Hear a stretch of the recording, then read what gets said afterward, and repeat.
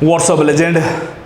तो भारत में अगर कोई भी बंदा किसी भी तरह का जुर्म करता है, किसी का हाथ तोड़ना, किसी का मर्डर करना, किसी का रेप करना, कहीं पर चोरी करना, किसी की ज़मीन को अबडक्ट करना, कुछ भी क्राइम करता हो तो उसको सज़ा क्या दी जाएगी, किस प्रोसेस के जरिए से सजा दी जाएगी, जो वो एविडेंस दे रहा है, जो वो साक्ष्य दे रहा है, उसको किस तरीके से एक्सेप्ट किया जाएगा या नहीं किया जाएगा। इस तरह के जितने भी इससे संबंधित जितने भी रूल्स एंड रेगुलेशन थे वो आपके भारत के 3 कोड या भारत की 3 रूल बुक में लिखे हुए हैं। कहां कहां पे लिखे हुए हैं? आईपीसी में, सीआरपीसी में, इंडियन एविडेंस एक्ट में। अब हुआ क्या है कि जो करंट गवर्नमेंट है उसने लास्ट ईयर इन तीनों को, आईपीसी, सीआरपीसी और इंडियन एविडेंस एक्ट को बदलकर इनकी जगह पर एक नए कानून को लाने के लिए एक बिल पास कराया, जो कि बिल पास हो गया और 25 दिसंबर 2023 को इसको राष्ट्रपति से भी इसकी सहमति मिल गई। बट वो 25 दिसंबर 2023 को लागू नहीं हुआ था और वो लागू होने जा रहा है आज 1 जुलाई सन 2024 को। तो एग्जैक्टली इससे संबंधित क्या क्या मुद्दे हैं, क्या हुआ है चेंजेस, इन सब बातों को लेके मैं इक़्तिदार अली खान मीमांसा आईएएस के प्लेटफॉर्म से आपका स्वागत करता हूं और I hope and I am 100% sure इस वीडियो को देखने के बाद एक जागरूक नागरिक बनने के रिस्पेक्ट में आप एक कदम और आगे बढ़ा चुके होंगे। तो मैं आपको बता दूं, सबसे पहले बता दूं कि एग्जैक्टली ये आईपीसी है क्या, इंडियन पीनल कोड क्या होता है।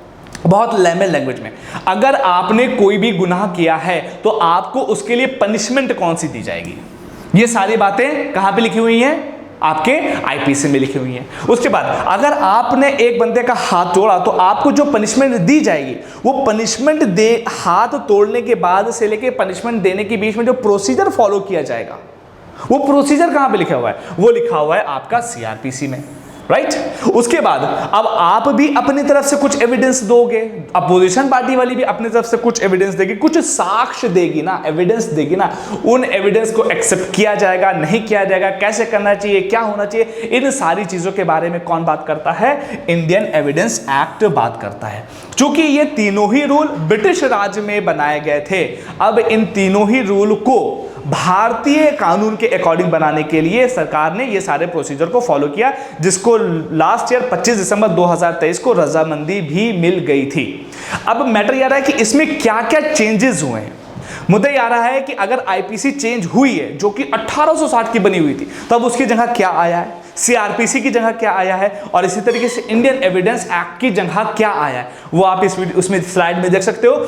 आईपीसी की जगह पर क्या आ गया है? भारतीय न्याय संहिता। ध्यान रखिएगा, ये बिल अब नहीं रह गया, ये एक्ट बन चुका है और उस आईपीसी की जगह पर हम क्या बोलेंगे?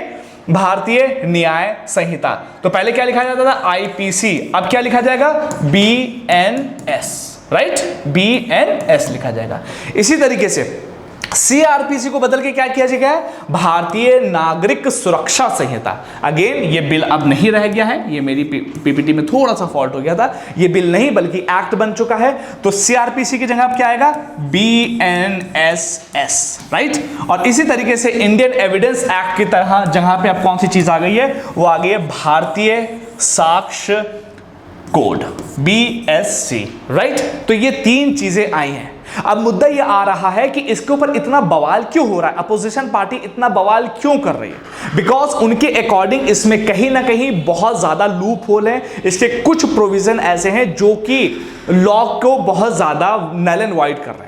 मेरा मुद्दा वहां पर अभी जाने का नहीं है, मैं इसकी डिटेलिंग में नहीं जा रहा हूं, मैं बस इस वीडियो के माध्यम से थोड़ा सा आपके सामने अवेयरनेस फैलाने का काम कर रहा हूं कि आपको पता चल जाए कि एग्जैक्टली हुआ क्या है, इसकी जो डिटेलिंग है कि एग्जैक्टली इसमें क्या क्या चेंजेस किए गए। इसके लिए मैं एक सेपरेट वीडियो कल के दिन या द डे आफ्टर टुमारो मैं इसको लेके जरूर आऊंगा। फिलहाल के लिए इससे संबंधित कुछ जो जेन्युइन प्रॉब्लम्स हैं जिसके ऊपर सुप्रीम कोर्ट के और अलग अलग हाई कोर्ट के कई वकीलों ने भी अपना आवाज उठाई है, वो ये है कि क्या हम लोग इस ट्रांजिशन के लिए जरूर मतलब कि रेडी हैं।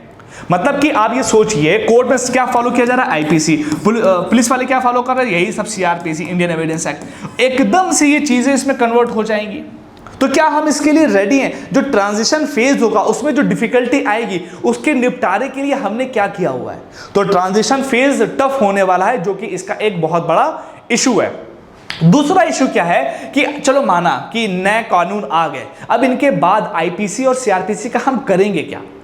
तो सेंट्रल गवर्नमेंट ने इसके ऊपर बोला है कि जब तक चीजें नॉर्मलाइज नहीं होती हैं, आईपीसी और सीआरपीसी जो है ये सब कुछ कॉन्करेंटली लागू रहेगी।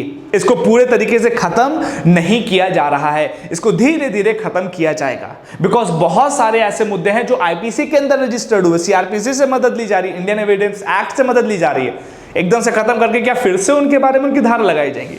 तो अभी आईपीसी और सीआरपीसी भी कुछ दिनों तक लागू रहेगी।